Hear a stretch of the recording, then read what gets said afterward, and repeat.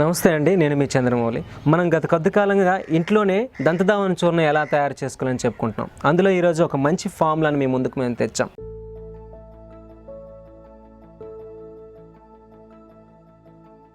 దీనికోసం మీరు చేయాల్సిందన్నా ఆయుర్వేద అంగాల నుంచి ఈ క్రింది చూర్ణాలని మీరు సేకరించుకోండి, లేదా రా మూలికలు వనమూలికలు లభిస్తే తీసుకుని దాన్ని మంచి చూర్ణాలుగా తయారు చేసుకొని నేను చెప్పబోయేటటువంటి ఈ చూర్ణాలని సమాన పరిమాణాల్లో కలుపుకోండి. దీనికి కావాల్సినవి ఏంటంటే కదిర, ఈ ఆయుర్వేద అంగడిలోకి వెళ్తే మనకు అమ్ముతారు. అలాగే మంజిష్ట పొడి, కదిర పొడి, అతి మధురం పొడి, అలాగే వేపాకు పొడి.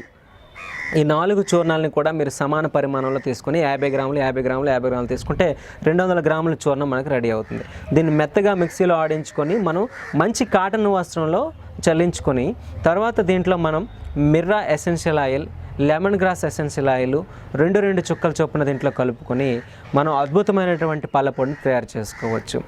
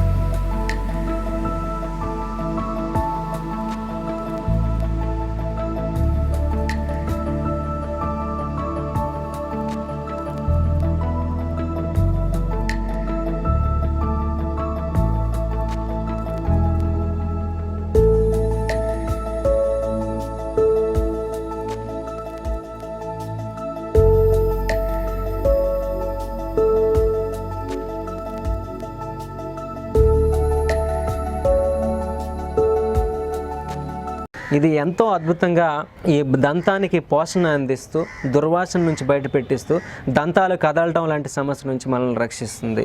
కాబట్టి ఇటువంటి అద్భుతమైనటువంటి దంతధావన చూర్ణాన్ని ఇంట్లోనే తయారు చేసుకొని రకానికి ఒక దంతధావన చూర్ణాన్ని ప్రతి నెల మార్చుకుంటూ మనం చేసుకుంటే కనుక ఈ దంత రోగాలు రాకుండా ఇది మనల్ని కాపాడుతుంది. ఇటువంటి మరిన్ని అద్భుతమైన వీడియోల కోసం మన ఛానల్లో వీడియోలను చూస్తూనే ఉండండి.